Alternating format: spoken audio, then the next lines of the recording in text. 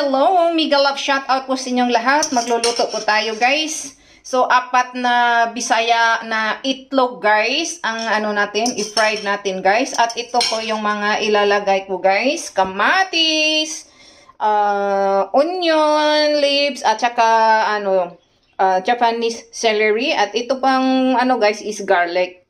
So, yan po guys. After ng workout ko guys, yan po ang isasago natin dito sa 4 na Bisaya na itlog. Okay? So, ilagay na po natin ang mga ricado dito guys sa egg natin. May magic sarap na din yung inilalagay ko.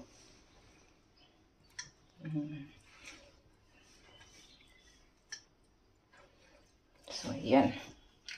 Tapos, i-scramble lang natin yan ng maayos.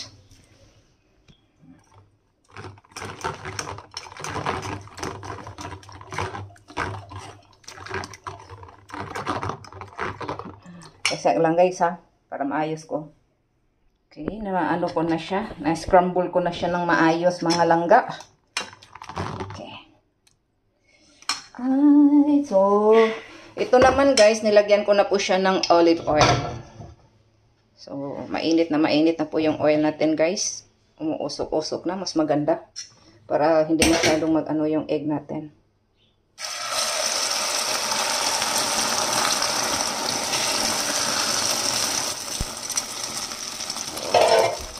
I love this kind of egg. Ang mga sago-sago, mga ganon. Diba?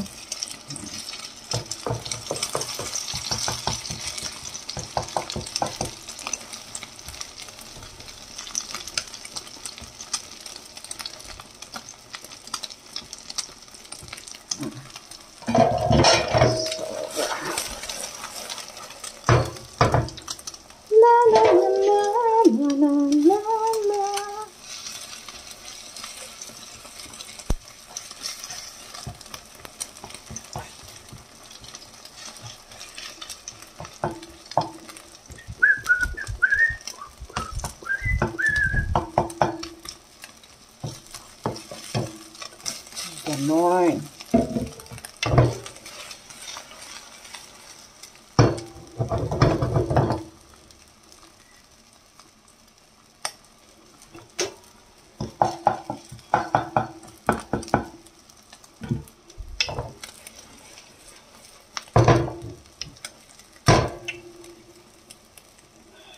Sarap. Ang sarap. Tapos nito guys, pagkatapos ng ano natin, egg, magluto tayo ng fish. Fried fish guys.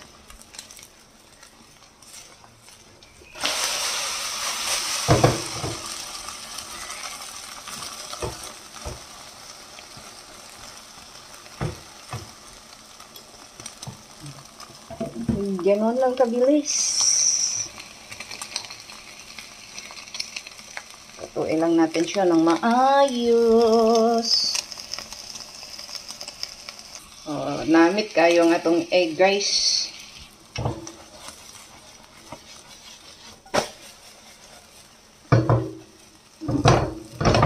Ganon. Okay. Sarap. I like na ganito yung pagkaluto ng ano guys, egg guys. Oo.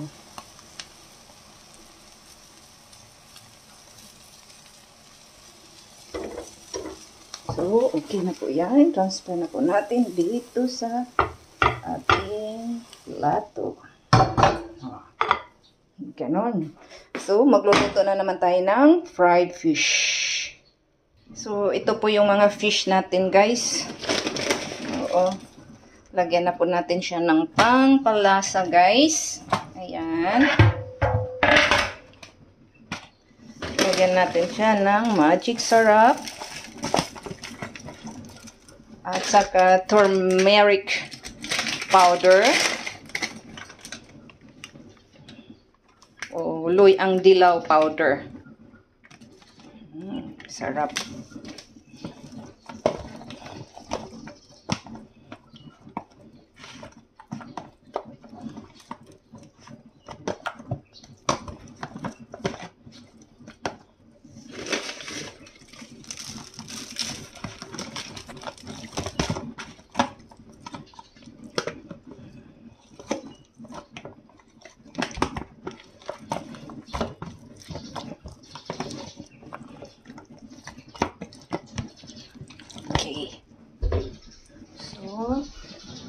Ayun guys, medyo mainit na po yung kalahat natin. So dito na po natin.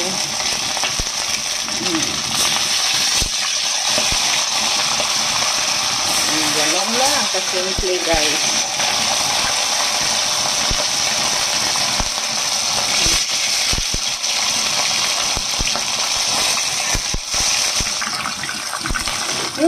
Sobrang bango guys pag may turmeric powder na ilagay natin sa ano guys, sa isda natin or sa ano man guys, no? Paborito namin ni Bisayang Hilaw ang ganitong klaseng niloto. Tapos tapos i-crunchy mo konti. Ayan. Pero ako naman guys, mamaya ayoko kumakain ng rice even though na brown rice. Ang kainin ko mamaya is ano lang siya, oatmeal. At saka, yun na, fish, at saka egg. Sarap! Ganun lang magluto ang inyong shalala. In the morning, shalala evening.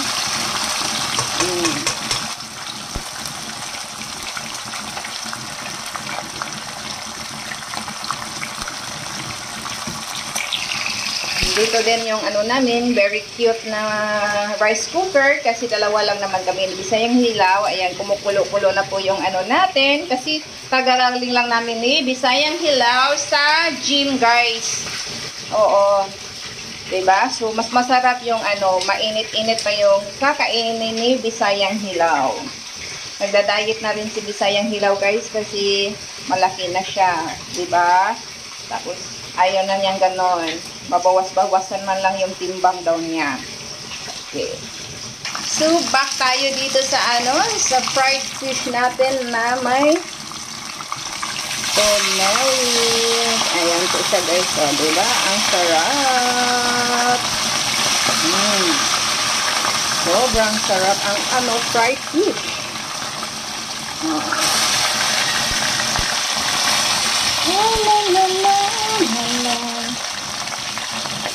Simple lang siya, pero super, super delicious. Aray ko, mantika.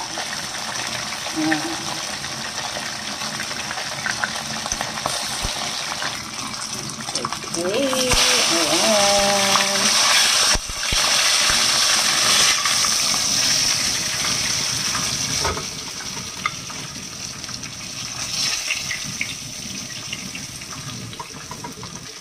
Sarap nito guys. Okay. So, next batch natin.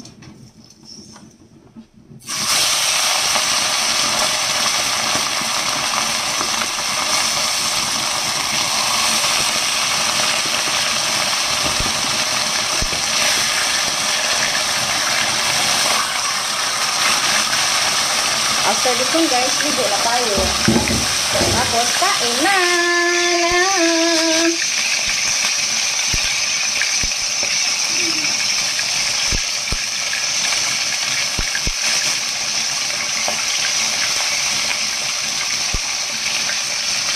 La la la la la.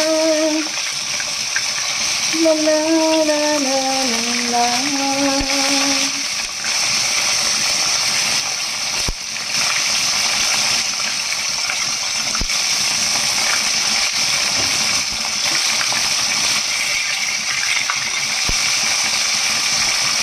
Tapos na naman. Okay. Gusto nyo ba guys sa ganitong pagluto ng fried fish? Comment my video. Char.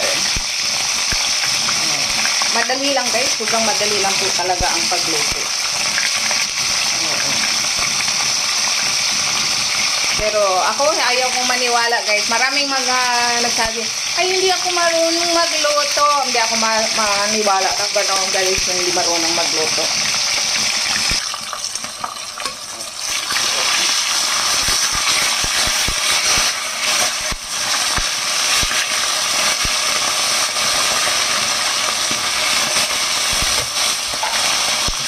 Okay, sobrang sarap guys. Kunting tiis na lang mga langga ha. Kakain na tayo. Kunting tiis.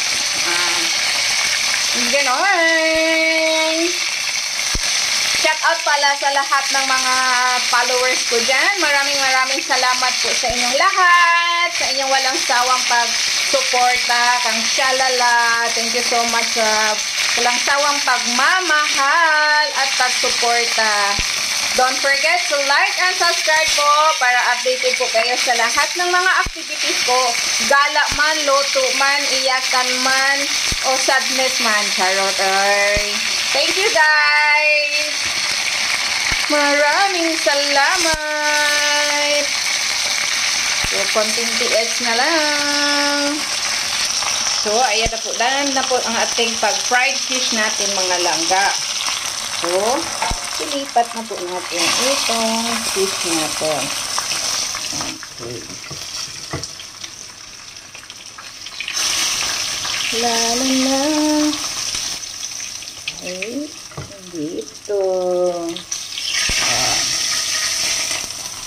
So, ayan lang po. So, maraming salamat. So, bye-bye and see you in my next vlog po. Fried fish, fried egg. Ligo mo na si Shalali guys.